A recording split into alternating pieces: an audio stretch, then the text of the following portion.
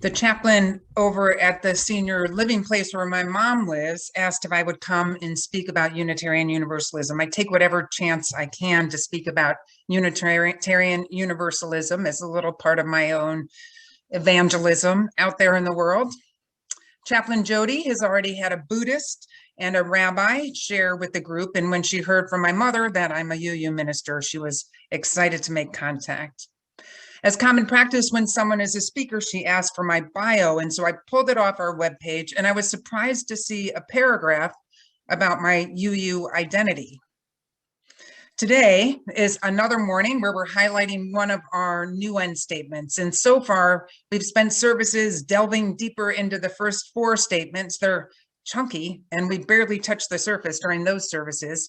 The first four were: in the MSUS community across all ages, we ground ourselves in ritual and practice that develop lives of meaning and purpose, create a loving community of intentional care and support for one another, practice generosity that nourishes our spirits, and build authentic connections across lines of difference, and provide radical hospitality for all. So lots of statements there. The statement we're highlighting today is that we articulate and explore our Unitarian Universalist faith identity as an intergenerational community, learning as we live it together in the world. It's kind of an interesting statement. Originally, we were going to say that we discover our own faith identity and teach it to our children. And at that point, Jess, our director of religious education, was in the room, and she kind of called us on that somewhat condescending statement and said, we learn it as a community together. So let me repeat it again, since it's a little long. We articulate and explore our Unitarian Universalist faith identity as an intergenerational community as we live it together in the world. And I would say the world is not just the world outside of the walls when we are actually in a building together. I would say the world is just living it in relationship to each other, both within and without, and outside of the MSUS community. Although this may feel sort of like a two-part statement, I do want to say that they really come together, that as we grow and deepen in our faith, of course, we're going to live it out in the world, because our faith, like so many others, is meant to be lived beyond our own lives. Our congregations help form and ground and grow and help us practice our faith together.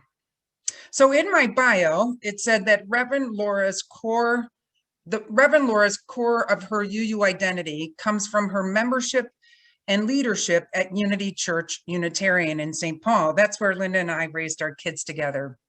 It says, as a lay leader, Laura was a founding member of the anti-racism leadership team, board of trustees member and chair, coming of age mentor, worship associate program and leader, Unity's marriage equality campaign leader, and participated in numerous annual pledge drives and capital campaigns. She believes strongly in shared ministry through equipping and empowering lay leaders. Makes me a little tired, but I was there a long time, just so you know. It wasn't like that was all done in a 5-year window or anything. Those of you at Michael Servetus Unitarian Society or at other churches who have served as a member or as a leader in a significant way, you most likely understand that for many people, as it was for me, it was through committed service that I grew as a UU, and how I deepened my understanding of our faith and how it impacted not only my own life, but other people's lives as well. It's kind of interesting in that way. Each time I said yes, and I moved into a different role, I gained insight into the impact and the lived experience of our faith. For instance, participating in the anti-racism leadership team, I learned about the history of Unity Church and of other faith communities in the Twin Cities, as we wrote a historical account of unity in relation to communities and individuals of color in St. Paul and in the nation. Fascinating study. As a mentor of coming of age students, I accompanied 2 teenagers through grappling with existential questions and with their creation of a statement of faith.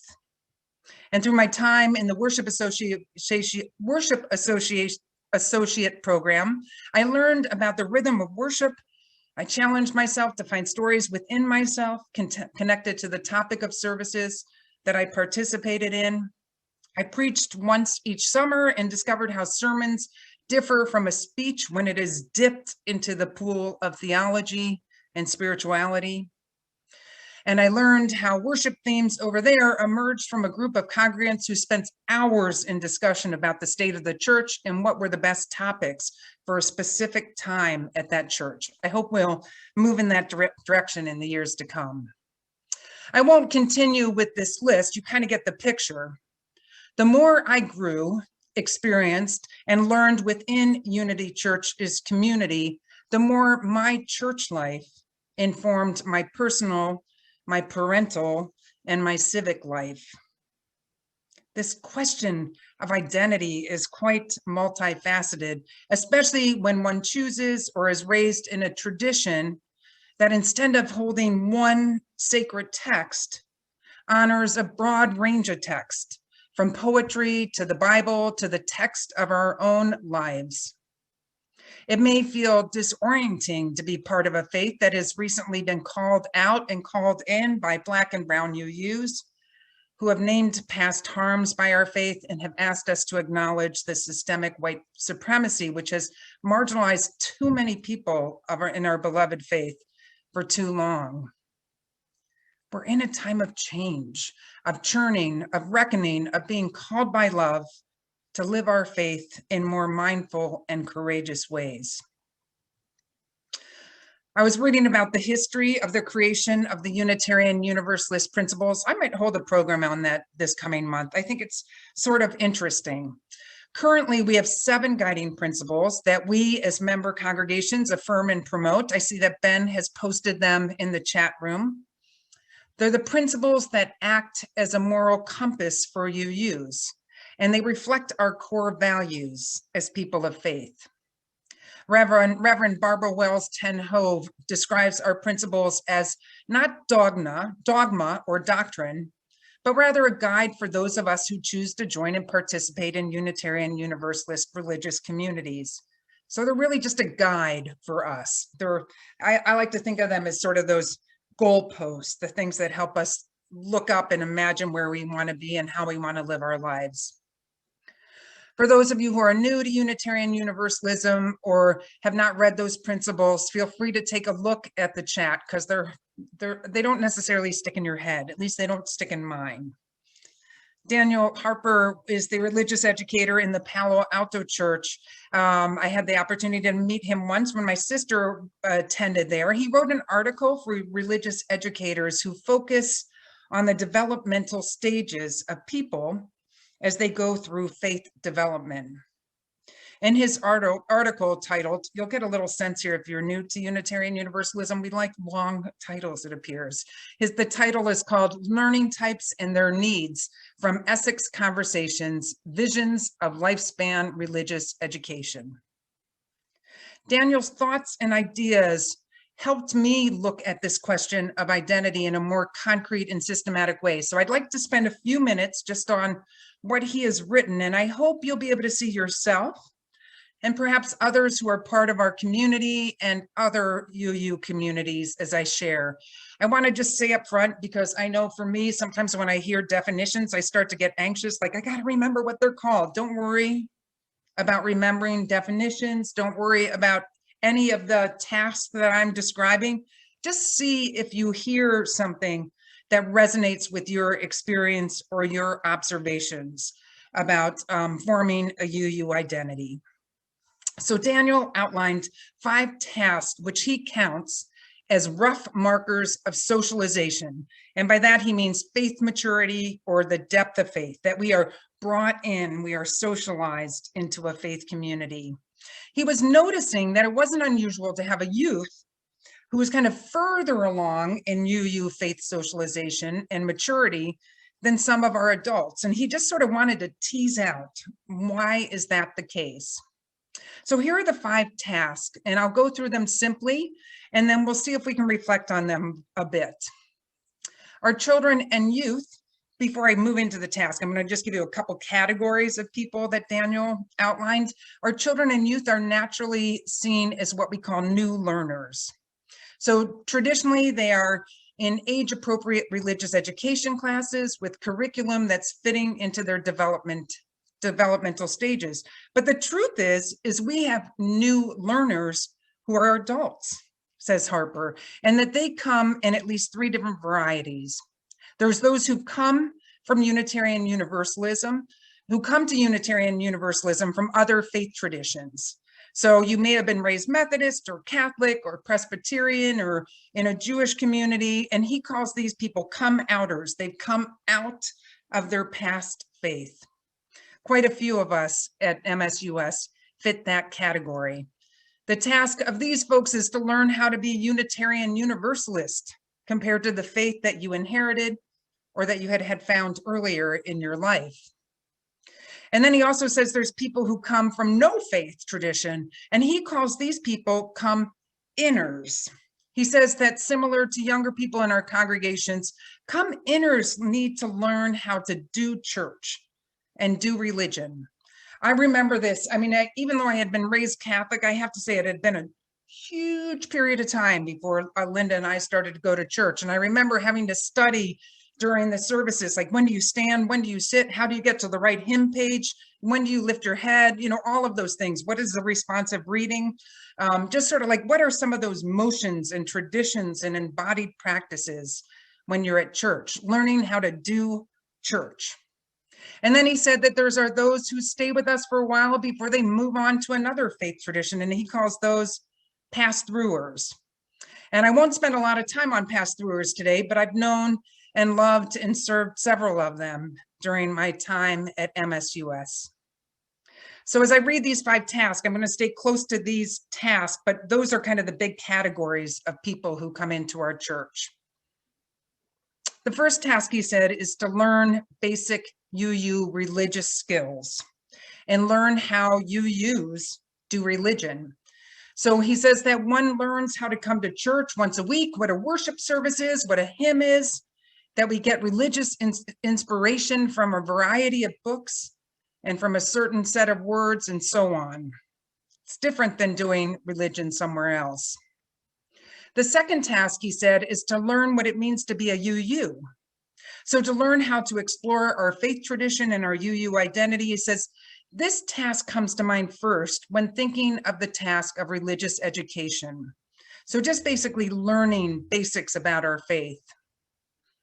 The third, he said, is to learn to discern who we are as persons of faith, as religious beings. So this becomes a more of an individual task. He says this consists of 3 parts. It's discerning your own religious identity as an individual member of this faith community, discerning your role within the faith community, which is going to change over time, and discerning your role in the larger world as a person of faith. The fourth task, he says, is to engage in theological reflection. And here you think about how you do religion and how you find the words to talk about what you think. And when I say religion, I mean it really broadly, to include humanism as well as theism and a whole range of other faith orientations. He says we often cede this educational task to theological schools, but we should not. And I know Lisa's been holding some lovely conversations about faith, and we try to have opportunities to talk about our own faith development in services and in other adult education forums. The fifth task is having to discern who you are as a religious being, and then in relation to your theological reflection. He says you establish and you refine your religious practices. So you will hear me sometimes if you come into my office and have a conversation with me, just saying, what are you doing in terms of a religious practice these days? He says you might learn techniques of prayer or meditation. You might pick up a new role in the congregation, which also requires you to do some other spiritual practices. You may engage in social action or learn to find a job outside of the congregation that's consistent with your faith. He says these last 3 tasks, which are discerning who you are as a religious being, engaging in theological reflection, and attending to your religious or spiritual practices, become like an ongoing cycle, leading to continued growth and deepening of faith. As you refine your spiritual practices, this leads you further to reflect on who you are as a religious being, and this in turn will lead to a renewed theological reflection. It's clear to me that this visionary statement of articulating and exploring our Unitarian Universalist faith identity as an intergenerational community, learning as we live it together in the world, is a persistent and evolving goal. It's not one we're ever going to meet. It's one which will be shared by congregants of all ages who are in quite different places when it comes to a Unitarian Universalist identity. I also want to point out that Unitarian Universalism is only just one of our identities, and it can be sometimes more challenging to come to when other identities such as race or gender or other marginalized communities are not visibly a part of a congregation. There's sometimes some dissonance there for folks who have to choose which identity takes the priority on Sunday mornings. I found it helpful to read Dan Harper's analysis, and I hope that just some of these little thoughts, I really went kind of on the high level surface of this, might bring some clarity to your own journey and to the lives of others who you see at MSUS and who you see in our broader faith, whether it's at a regional or a national conference. So as we move into time to share, I'm curious about your own faith identity. And if there's been times here, whether it's at worship or in a class or a conversation or in a role you played, keeping the life of this church going, or when you were working on behalf of social justice, what times here have impacted your understanding of yourself as a Unitarian Universalist? Or if there's something else that sort of tickled your thoughts process while I was speaking this morning. I realized that actually, as I just framed that question, for me, some of my own UU identity stuff actually happened beyond the congregation at both regional and the national level, the General Assembly level as well. So for those of you who have had those experiences, they might have impacted your own UU identity as well. So feel free to share that as well. So I'm going to open up the conversation, and I'm curious about your own faith identity in this wonderful and sometimes challenging tradition we call Unitarian Universalism. How have you come to know yourself as a UU and deepen your sense of this identity?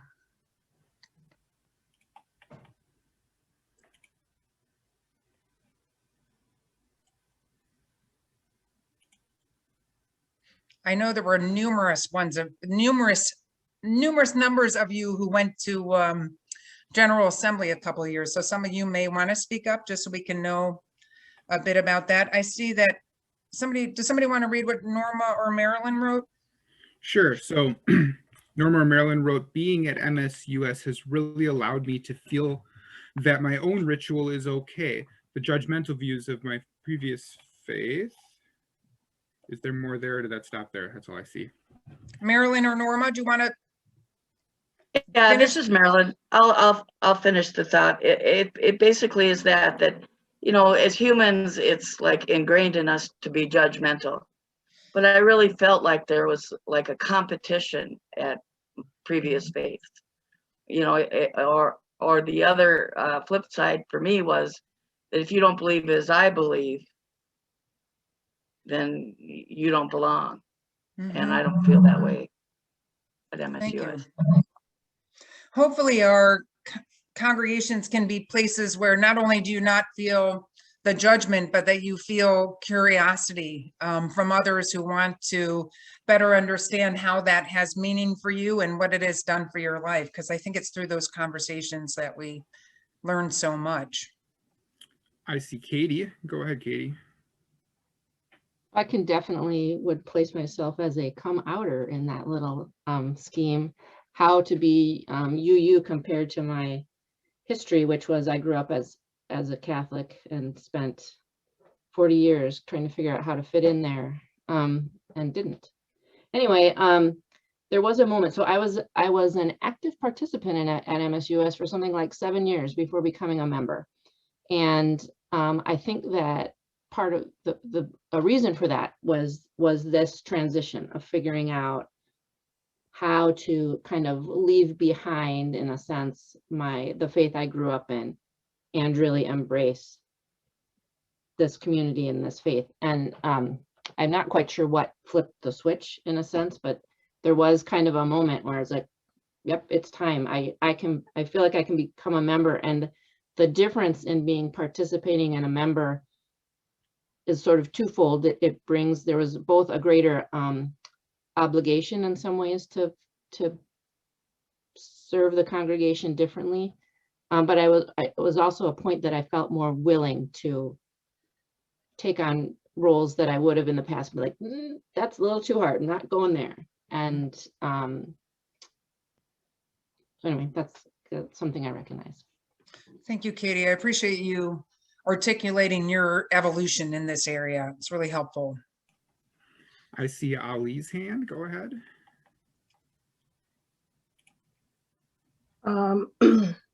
For me, I have found greater value in the connection that I have to the earth, the universe, the stars, the moon, the trees, the multitude of organisms in the soil, and the interconnectedness that I have with all of those. It's hard for me to articulate the relationship and the importance, but I've come to value all of that much more as a UU. Thank you, Ali. So Ali, when I post a conversation on principles, please come, because I just would be interested in your perspective on that, because the principles begin with the first principle, which is about the inherent worth and dignity of each person, and ends with the intergenerational web of existence. And that's very intentional. So I would love to just sort of hear your thoughts on things as we look closer at the principles, which of course include the piece about our connection to the earth as well. Thank you for sharing that. Holly, I see you. Yeah, many times, we help each other out, and I've been part of both sides of that. But what really comes to mind is the last time I was really struggling with my mental health and ended up in the hospital, and the outpour from this congregation just still floors me. People came to visit me. People sent me cards. People just were rooting me on. People came and mowed my lawn. People came and took care of my cats. It never ended. And Reverend Laura coming to see me, and it was an amazing outpour, and I really felt that I was a part of something really special. Thank you, Polly. I see Anna writes in the chat, I feel like a category is missing, or maybe it wasn't a part of the scope of the article, but those that grew up in the faith. As one who went through RE as a kid, I lost my spot. As a kid at UU Church, I often take for granted that I've just always been UU, even when I didn't attend a congregation.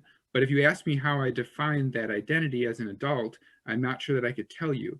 And I don't know that I could articulate how my UU identity had changed over time. Thank you, Anna. For those of you who don't know, RE is religious education. I don't think he actually addresses that, Anna, and I think that would be a really interesting part of UU identity to explore, because you are not alone in terms of that being your reality. Thank you for naming it. I see Roger or Jamie. Go ahead. Yes, it's Jamie.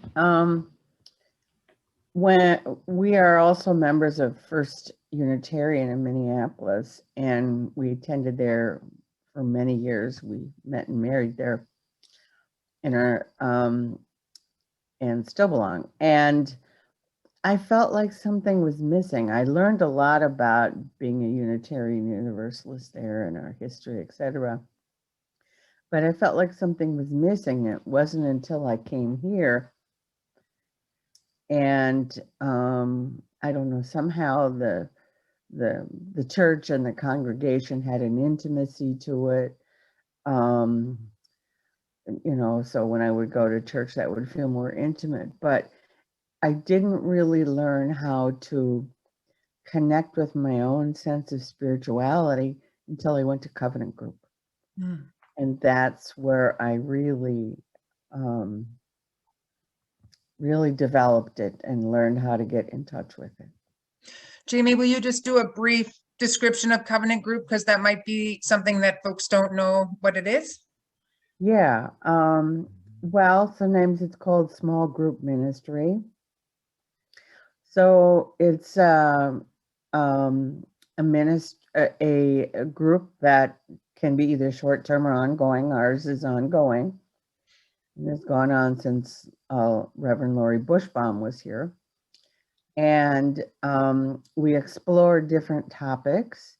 Currently, we've been following what the theme is.